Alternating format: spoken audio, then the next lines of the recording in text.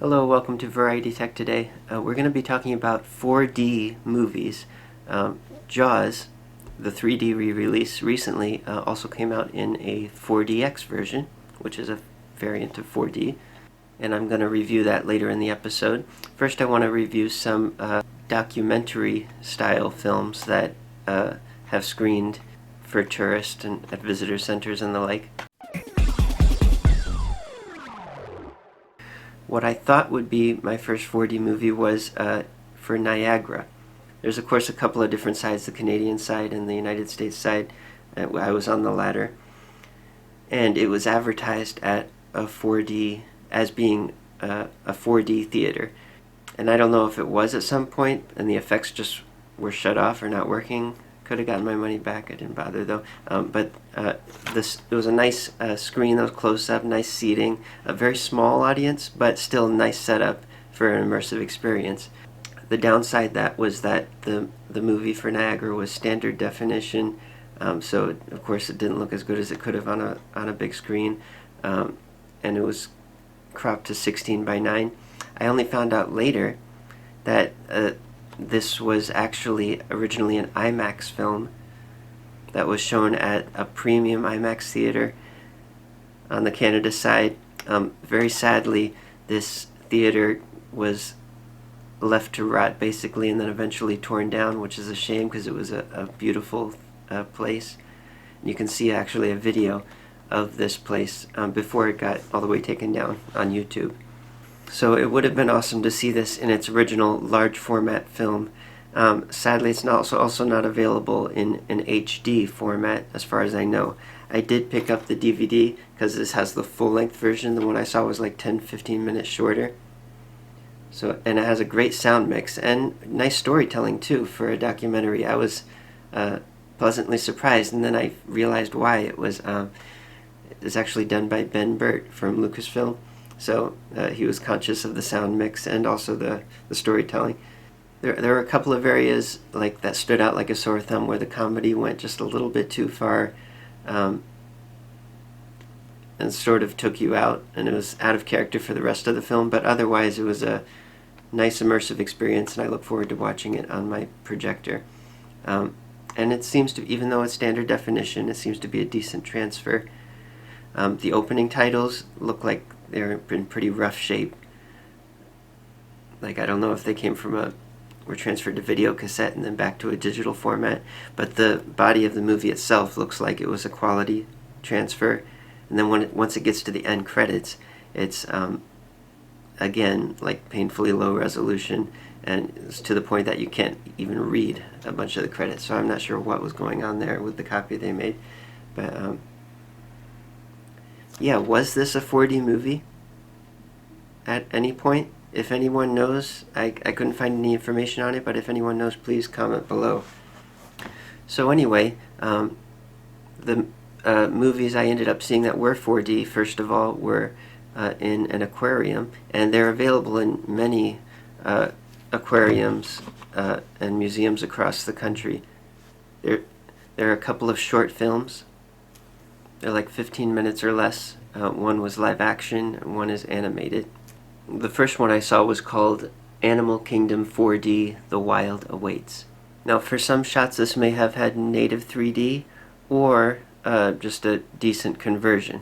I'm not sure, but the 3D was not the strongest, and for a lot of the close-up shots, like especially the bugs, but even moderate close-up shots, it was very subtle 3D, and sort of had the appearance of relief rather than, like obviously spaced layers. So I'm pretty much guessing that was a conversion. There's no way to tell though because there's no end credits. But the 3D was okay otherwise. It wasn't bad or anything or inaccurate. It enhanced it a little bit. Now, as for the layout and the screen, it was nice, large seating area with close up to the screen. So a nice immersive experience. A large, bright end, sharp, clear screen. As for the 4D effects, the leg ticklers, so-called, that name is probably more appropriate if you're wearing pants. I was wearing shorts. It's summer. So for me, it was more like leg stingers or leg whippers. So they gave me a lashing. Sometimes I just moved my legs out of the way a little bit. They were going wild. But it correlated with like the insects, what's not herd, not flock. You know what I mean? A group of insects. It's not, the word isn't coming to me. But when they're fluttering away, it really matched with that leg tickler, and you felt as if they were sort of fluttering around you. Now, a lot of the film was shown in darkness, like movies typically do, but another one of the 4D effects was color changes, like if it was, for instance, showing an ocean scene, the colors would sometimes turn blue on the sides to like add to the immersion, or other colors to match what's on screen. Or also thunder, so flash white light briefly. There was also a neck blowing, like air blowing down the back of your neck. And another pleasant effect was while the bugs were pollinating the flowers, you got the scent of the sweet aroma of flowers. There was also snow, and there was wind.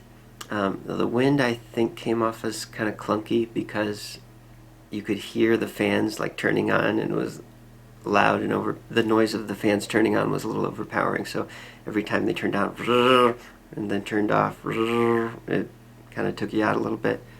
There was also water spray, such as there was a neat scene of diving into the ocean where you get that spray as soon as it like goes under the water, and that was followed by bubbles, and that would have been effective if the shot stayed under the water, because you get the splash like you hit the water, and then the bubbles underneath would like add to the 3D. You'd see the ocean scene like you're underwater, and then the bubbles floating past you, which they did, but it very quickly changed to a shot of land animals and landscapes. So before the bubbles even got a chance, it was on another scene. You got bubbles coming at you, which doesn't match.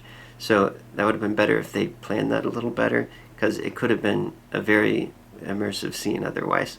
Now the second film was an animated cartoon called The Bear and the Squirrel, 4D, and this one's more for the little kids.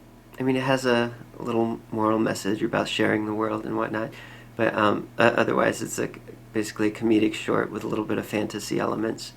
And since it is computer animation, they did step up the 3D. So this is strong 3D, and not the usual kind you get from Disney or Pixar. They go for it. So it's more like the kind you'd get in a amusement park ride or something like that. Very strong 3D pop outs that linger, that stay like right in front of you like that. And it also had some underwater scenes that were very, very appropriate to 3D, so that you can have subjects that are floating in front of you without being obstructed by the edge of the screen. No window violations in that context. Lots of 3D eye candy. The only sort of error I can think of is at the very end, where it has a cartoon style circle that closes to, like fade out and pause for a bit on the subjects, and then before going out all the way. They sort of left the subject in the background in negative parallax without regard for the circle, so it was kind of a little contradiction, but otherwise the 3D was very good. And the only other problem would be the water effect. The way they did it here was that the water will basically just squirt right at you in your face. So remember, you're wearing 3D glasses, so I had to wipe my glasses multiple times, because of course that's going to affect the quality of the visuals. So I'm not sure how well that was thought out, and we'll get more into how that was done with 4DX later. But anyway, the way they would have the water spray directly at you was worked into the story, or shots rather, of people sneezing. Not people, animals. Of animals sneezing in your face, or roaring, or yelling, or whatnot. I think the seats did vibrate, but there was no motion. They're stationary seats. So basically that's what you're going to get from if you experience these at one of these aquariums or museums.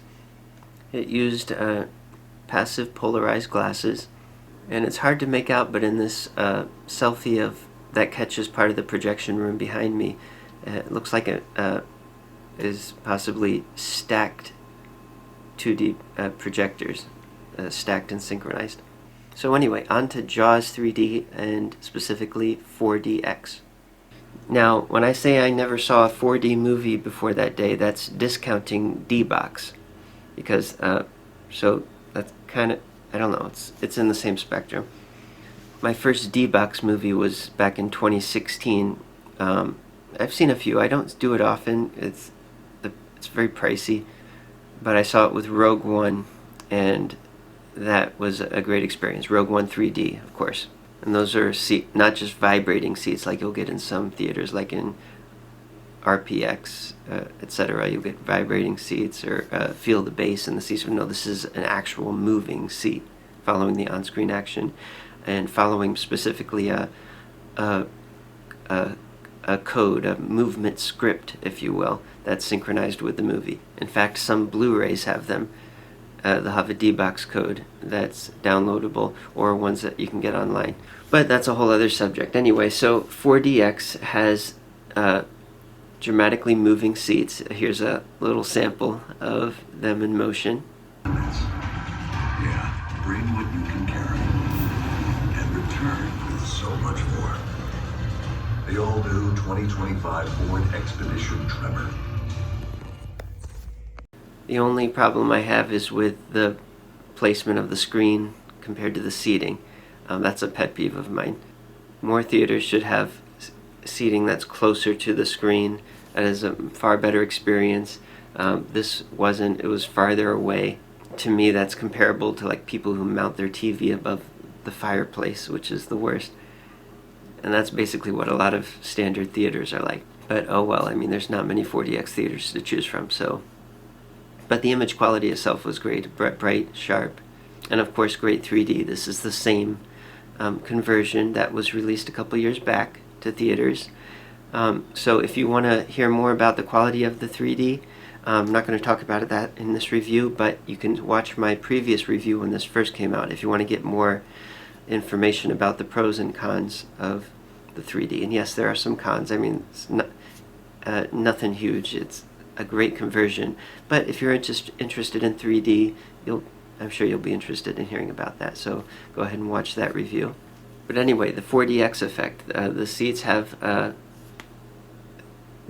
base that you can put your feet on, and I did see what appears to be a leg tickler. But as far as I can remember, it was never used during the movie. I don't remember feeling it at all. So I can't tell you if it was a leg stinger, leg whipper, like the other one or not. And it did have a so-called back tickler too, where it juts out a little bit into your back. It also has the lightning effect. It didn't do colors or anything like that, just had the lightning flash, which I like better anyway. I prefer darkness and with isolated lightning flashes. 4DX theaters also have the option for Sense, but I don't recall that ever being utilized, at least not at this showing. If anybody out there saw Jaws in 4DX, please tell me, did you get any Sense? Because I'm pretty sure I didn't. Or maybe it just wasn't working in mine, unfortunately. I also had the neck blower and fog or smoke or whatever you want to call it up in front. But I got to tell you, those two effects, the blower and the smoke, I wasn't a fan of those. They just seemed to be clumsily inserted when they were. Thankfully, they weren't used often. It was just like once for the fog and a few times for the neck blower, but it just seemed to like take you out. And with a movie like this, which takes place largely on boats and in the water, the heavy lifting was done by 3FX. The moving seats, the wind, and the water. And those three were what it was all about, along with the 3D, of course. That was natural. It felt natural. Their water was done differently. It wasn't like the Aquarium where they spray you in the face clumsily. This, I'm not sure where the water came from, actually. I never even looked into the mechanics of it, but it felt like a light mist that I don't even know what direction it came from, like almost as if it was falling from above. But coupled with the wind, which also was done nicely. It wasn't like a harsh fan that was stop and start. It felt like organic, eased in, eased out, a gentle breeze when appropriate. And when you feel like you're on the boat. When you're seeing this water imagery, when you're in the water, you see the water in 3D floating at eye level, or you're in the boat and it's rocking with it, you feel the breeze, you feel that light mist that doesn't get your glasses wet at all, ruin the 3D. It's the only thing that could have made that better was maybe the scent of salty air. Maybe some showings did have that, but that would have been perfection. But otherwise, those three elements were made for a prime experience. So depending on your area, it may be showing it in 3D or 4DX all the entire first week of its release. I know in my area it's still showing into next week. So maybe you're fortunate and you can go see it if you haven't yet, or go see it again. Catch the 4DX version if you haven't yet. And again, as a reminder, if you're a 3D fan, you're going to want to skip IMAX unless you're doing both, because IMAX is 2D only, unfortunately. But yeah, if you can, 4DX is a great alternative. Anyway, stay tuned for future episodes. 3D news updated periodically, or as it happens. Further reviews, including 3D camera reviews, which we've been working on for years. We've done many, and we have many more to go. So I'll see you next time.